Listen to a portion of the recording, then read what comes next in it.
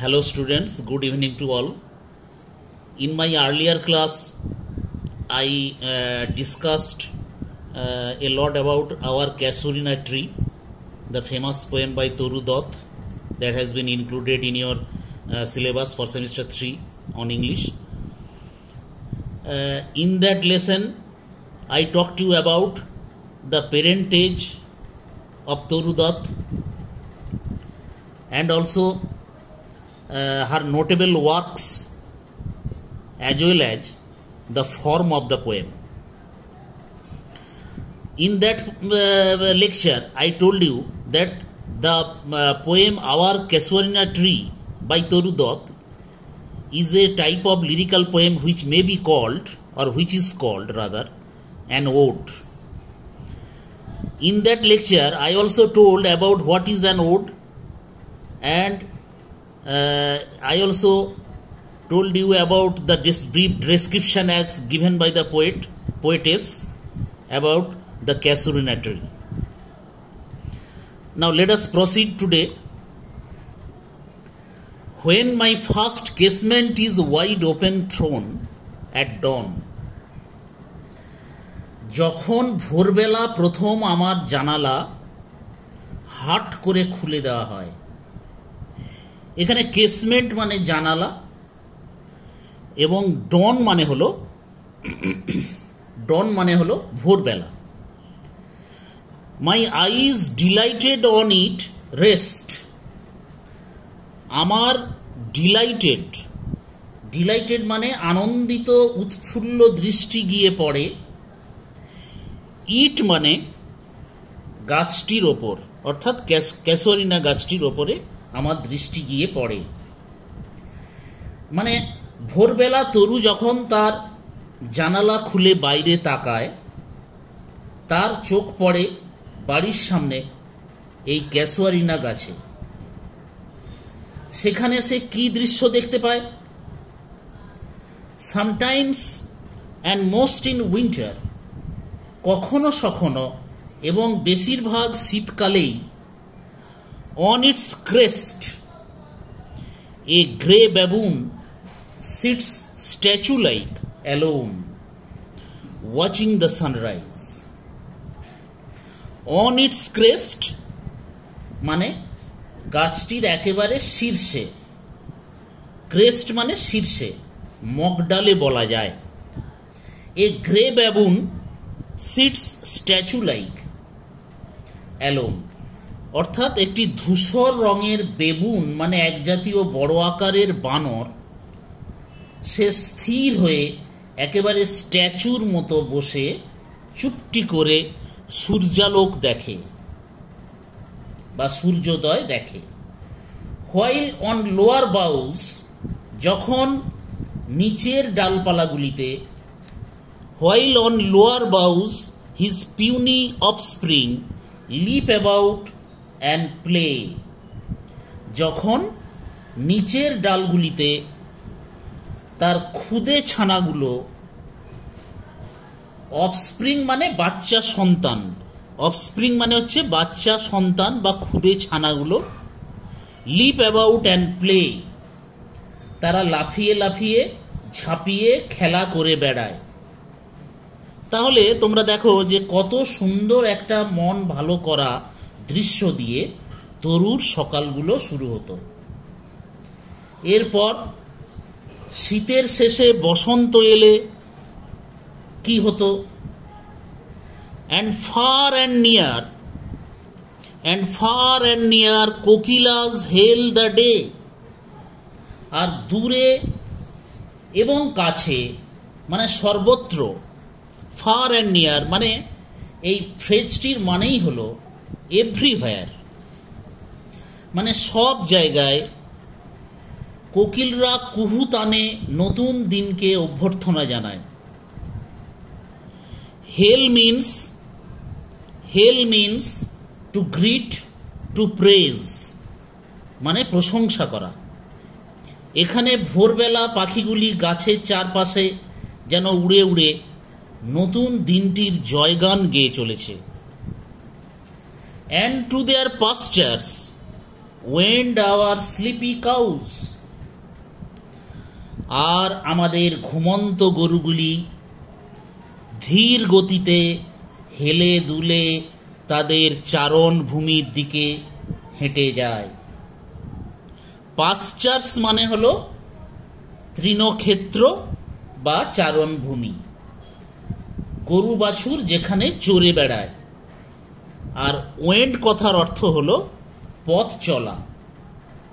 তাহলে এখানে একটা শান্ত মনোরম ঘুম ঘুম সকালের ছবি ফুটে উঠেছে, যখনও পর্যন্ত দিনের কর্মব্যস্ততা পুরোদমে শুরু হয়নি। And in the shadow, এবং সেই ছায়াটিতে, on the broad tank cast by that hoar tree, সেই ছায়া ওই বড় পুকুরটিতে ফেলেছে, সেই প্রাচীন বৃদ্ধ গাছটি।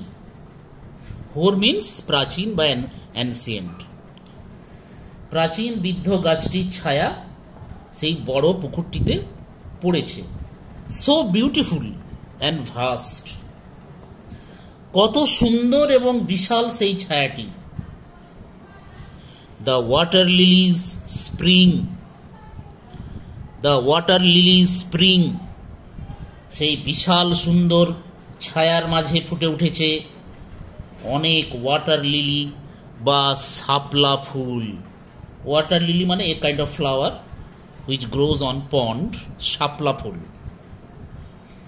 লাইক স্নো এনম্যাস্ট, দেখে মনে হচ্ছে যেন স্নো এনম্যাস্ট বা পুঞ্জীভূত বরফ, সাদা থোকা থোকা বরফের মতো ফুলগুলি, শাপলা ফুলগুলি পুকুরের মধ্যে সেই গাছের ছায়ায় ফুটে রয়েছে। লাইক স্নো এনম্যাস্ট মানে পুঞ্জীভূত হয়ে রয়েছে। তাহলে এই বিশাল গাছটিকে কেন্দ্র করে একটা সুন্দর প্রাণী জগতের ছবি ধরা পড়েছে। অনেক উদ্ভিদ, পাখি, পশুই দেখা যাচ্ছে এই গাছটির ওপরে নির্ভরশীল। এটাই কি তাহলে এই গাছটির একমাত্র বিশেষত্ব, না অন্য কোনো কারণ আছে? দেখা যাক এরপর কবি কি বলছেন। সেটা দেখো। But not because of its magnificence dear is the casuarina to my soul. কবি কি বললেন? কিন্তু এর ম্যাগনিফিসেন্স অর্থাৎ এর বিশালতার জন্যে এই গাছটি আমার প্রাণের এত প্রিয় নয়। অর্থাৎ এর প্রাকৃতিক সৌন্দর্য বা এর বিশালতা একে বিশেষ করে তোলেনি। এর আসল কারণ কি তবে? Beneath it we have played, অর্থাৎ এই গাছের তলায় আমরা খেলা করেছি। আমরা বলতে কবি তার ছেলেবেলার খেলার সাথী, তার আপন দাদা আবজু এবং দিদি অরুর কথা বলেছেন। 3 ভাই বোনে এই বিশাল গাছের শীতল ছায়ায় অনেক খেলে বেড়িয়েছেন। দো ইয়ার্স মে রোল, যদিও অনেক বছর পার হয়ে যায়। ও সুইট কম্পানিয়ন্স, ও আমার প্রিয় সাথীরা। লাভড উইথ লাভ ইন্টেন্স, তোমাদের গভীর ভালোবাসা দিয়ে ভালোবেসেছিলাম। ও আমার প্রিয় সাথীরা, তোমাদের গভীর ভালোবাসা দিয়ে ভালোবেসেছিলাম।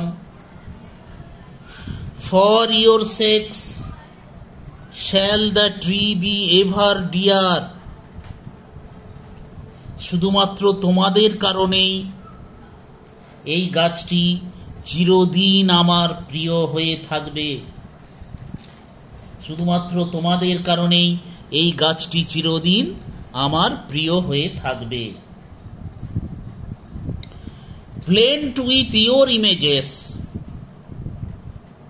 ব্লেন্ড শব্দের অর্থ মিশ্রিত, ব্লেন্ড থেকে এসেছে, ব্লেন্ড মানে মিশ্রিত। Blend with your images, blend শব্দের অর্থ হলো মিশ্রিত। তোমাদের ছবি, তোমাদের স্মৃতি মিশ্রিত। It shall arise in memory, এই গাছ আমার স্মৃতিতে জেগে উঠবে। Till the hot tears blind my eyes, আর তারপর স্মৃতি বিজড়িত এই গাছের ছবি আমার চোখে হট টিয়ার্স বা উষ্ণ অশ্রুবিন্দু ভরে দেয়, আমার দৃষ্টিশক্তি ঝাপসা হয়ে যায়। এখানে ব্লাইন্ড শব্দের মাধ্যমে কবি চোখের জলে তার দৃষ্টি ঝাপসা হয়ে যাওয়ার কথাই বুঝিয়েছেন। এই গাছটির সাথে জড়িয়ে আছে তার শৈশবের প্রিয় সাথী, তার ভাই বোনেদের স্মৃতি, যাদের এখন তিনি হারিয়ে ফেলেছেন, তারা আর নেই। সেই ব্যথায় তার চোখে জল আসছে, কিন্তু তবু তাদের স্মৃতি জড়িয়ে আছে বলেই এই গাছটি তার কাছে এত প্রিয়। তাহলে তোমরা বুঝতে পারলে শুধুমাত্র যে গাছটির বাহ্যিক সৌন্দর্যের জন্য কবির কাছে প্রিয়, তরু দত্তের কাছে প্রিয় তাই নয়। আমরা দেখলাম যে এটি তার স্মৃতি বিজড়িত একটি গাছ, যার তলায় তিনি তার ছোটবেলা কাটিয়েছেন। তার এক দাদা এবং আরেক দিদি অবজু এবং অরুর সঙ্গে তার অনেক সুন্দর মুহূর্ত কেটেছে, সেটাই তিনি এখানে চমৎকারভাবে বর্ণনা করলেন। এবং যার জন্যে এই আওয়ার ক্যাসুয়ারিনা ট্রি এই গাছটি, তার এই ক্যাসুয়ারিনা ট্রি গাছটি, বিলাতি ঝাউ বা অস্ট্রেলিয়ান পাইন গাছটি তার কাছে এত প্রিয় হয়ে উঠেছে। Now let us proceed. What is that dirge like murmur that I hear? কি ওই বিলাপের মতো অস্ফুট মর্মর ধ্বনি যা আমি শুনতে পাই? What is that dirge like murmur? ওই বিলাপের মতো অস্ফুট মর্মর ধ্বনি যা আমি শুনতে পাই। এখানে ডার্জ মানে হলো অন্ত্যেষ্টি গাথা বা শোক গাথা, এক ধরনের সুরেলা বিলাপ বলা যেতে পারে, যা সাধারণত কারো মৃত্যুর পর তার অন্ত্যেষ্টিতে গাওয়া হয়ে থাকে। কবি যেই শোক গাথাটি শুনতে পাচ্ছেন সেটি কিরকম? এই যে ডার্জটি কবি শুনতে পাচ্ছেন সেটি কি ধরনের? তার পরের লাইনে উনি বললেন, like the sea breaking on a single beach.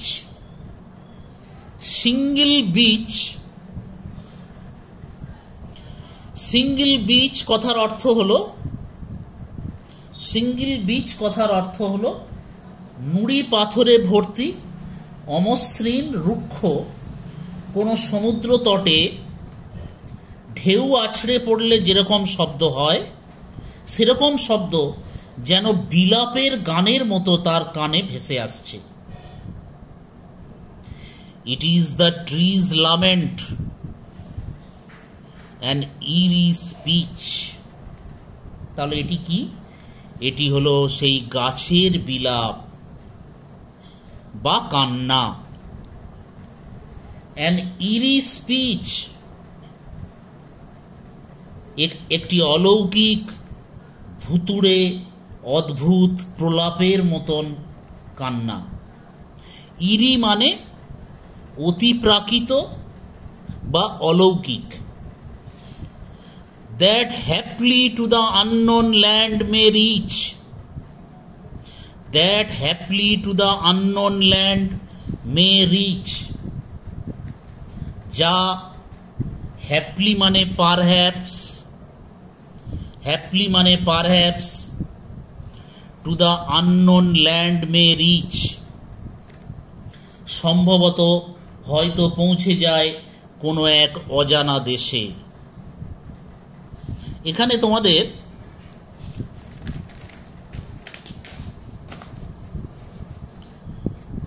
যে ওয়ার্ড নোটসগুলি আমি দিয়েছিলাম সেই ওয়ার্ড নোটসগুলিতে দেখো, হ্যাপলি মানে সম্ভবত, ইরি মানে অতিপ্রাকৃত বা অলৌকিক, লামেন্ট আমি আগেই বলেছি, বিলাপ, ডার্জ মানে অন্ত্যেষ্টি গাথা, সিঙ্গল বিচ, সিঙ্গল মানে অমসৃণ নুড়ি।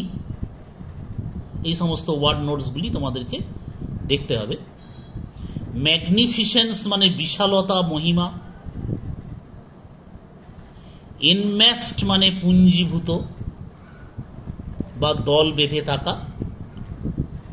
হোর মানে প্রাচীন, আর ওয়েন্ড পথ চলা, আর পাশ্চার্স আগেই বলেছি তৃণক্ষেত্র। তাহলে কবি এখানে কি বলছেন?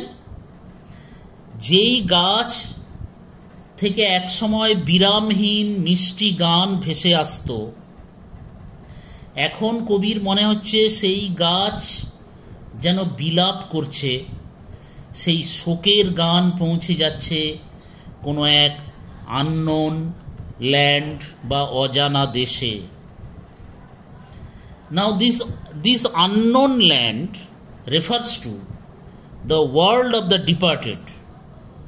মৃত্যুর পরে যে পরলোকে মানুষের আত্মা পৌঁছে যায় সেই অজানা দেশকে বোঝাচ্ছে।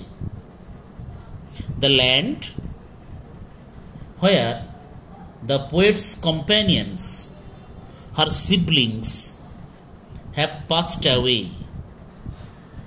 যে অজানা দেশে কবির ভাই বোনেরা মৃত্যুর পরে একেবারের মতো চলে গেছে। So today we have come to this point of our Casuarina Tree by Toru Dutt. Hope you understand it. Hope you enjoyed the poem very much. We shall continue it in our next class. Until then, stay tuned and stay connected. Thank you.